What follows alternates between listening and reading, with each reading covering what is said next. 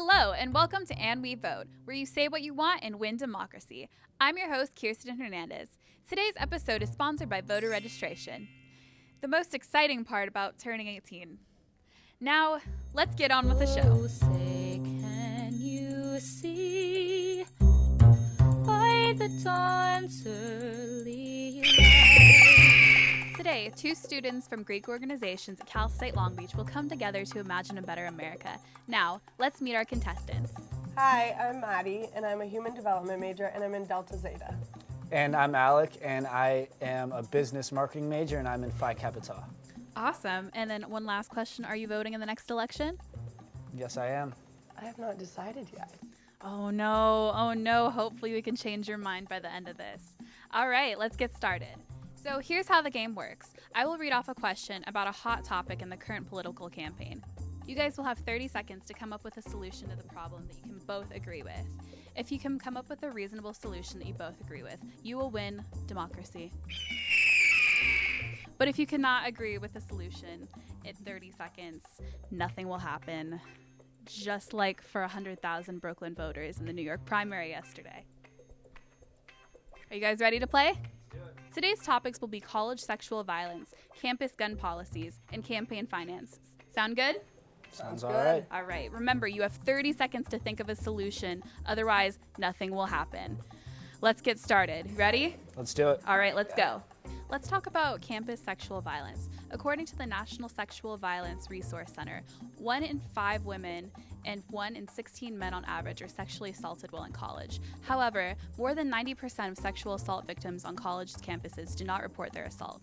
Knowing these statistics, what can the Greek community do to further stop sexual assaults and help make the college experience more positive? 30 seconds on the clock. I think we should educate more. Well, I was about to say, I know my fraternity is actually very proactive with looking out for it and stopping it. We had a presentation on it very recently, actually, about what to look for and to really just be smart and be aware of everything that's happening at an event. So, I think the whole Greek community, but everyone as a whole needs to learn about it. Awesome. Did you guys come up with a solution? Yes. I think the solution is be educated on it and be aware that it is a problem. It's something that can happen anywhere to anybody. And If we learn more about it and have everyone aware and know that it is a problem and that it's okay to come out and talk about it, then it will be resolved and hopefully the future. Great, thank you so much. On to our next question. The next topic of discussion is gun policy on college campuses.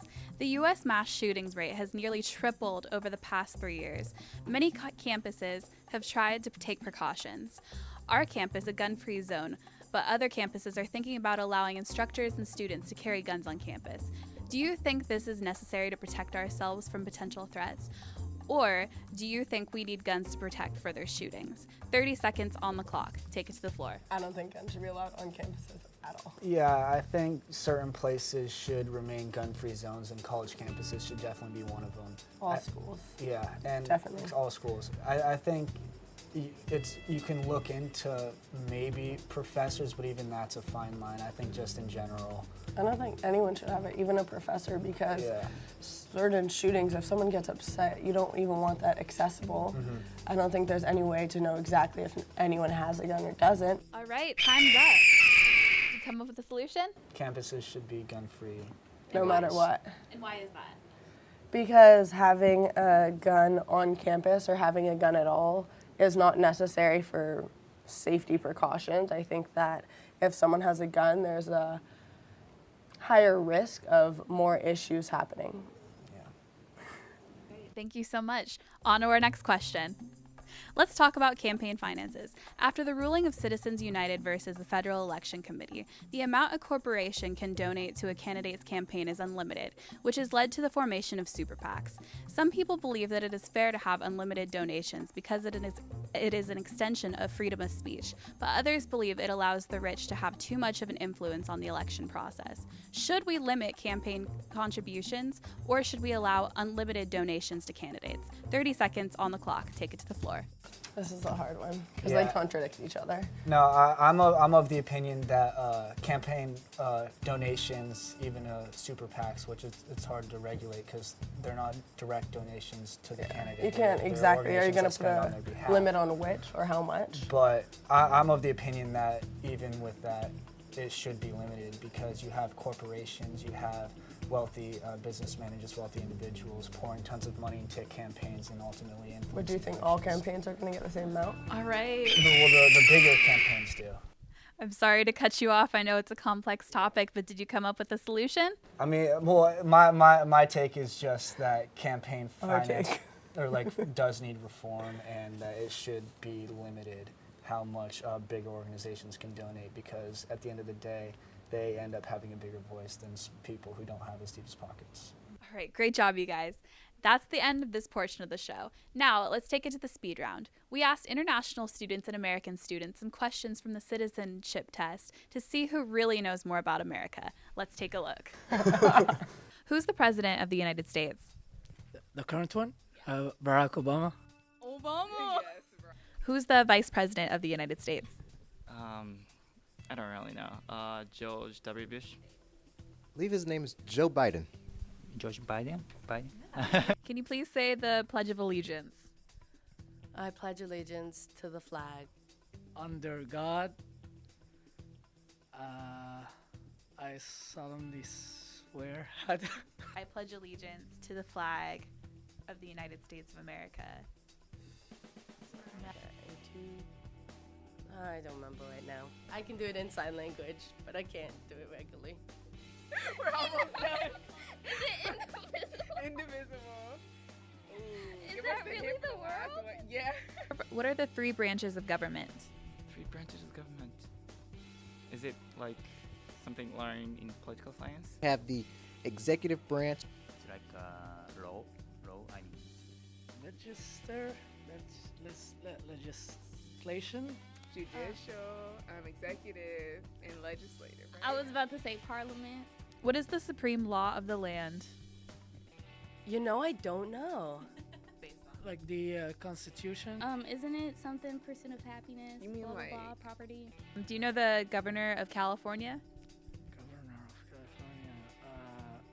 California. No, I just know it when Arnold Schwarzenegger was the governor. Our governor is Jerry Brown. It's not Arnold Schwarzenegger. Wow. And what's the capital of the United States? Washington D.C. Yeah. Sacramento. Wait, sorry. Stop. Rewind. I completely Washington, missed the Washington D.C. Right? There we go. Okay. I was And thinking technically, California, they don't have voting rights or something like that. What I heard or something like that. Like they're like considered like some weird type of territory. Something like that. I don't know. Who did the United States fight in World War II? Us? They were with the Allies, right? So they fought Germany. German, Japan, Italy. Who do you think will win the 2016 election? God, I hope it's Bonnie. Either Hillary Clinton. Bernie? I think who's getting a lot of votes is Bernie Sanders. Anybody but Trump. I don't care. If Trump does get elected, like He's not. Let's bring good okay, vibes. but like good vibes and whatever. But if he does, what is our game plan? And then what's your favorite part about America? Yeah, you know, the American culture, the movies, the song, music, and something like that. Yeah. Freedom. Is the diversity. I see like people from anywhere, or I can eat any, like, you know, a lot of food from many countries. It's kind of surprising how many Americans forgot the Pledge of Allegiance. Their kindergarten teachers must be so disappointed right now. And yes, I am pretty sure that Arnold Schwarzenegger is still the governor. So, can you tell us more about your philanthropy? Yeah, definitely. The philanthropy for my fraternity is the Serious Fun Children's Network. What our philanthropy does is we raise money for summer camps for children who face severe illnesses and other disabilities, and it gives them the opportunity to go to camping, get experiences they may not otherwise get to have.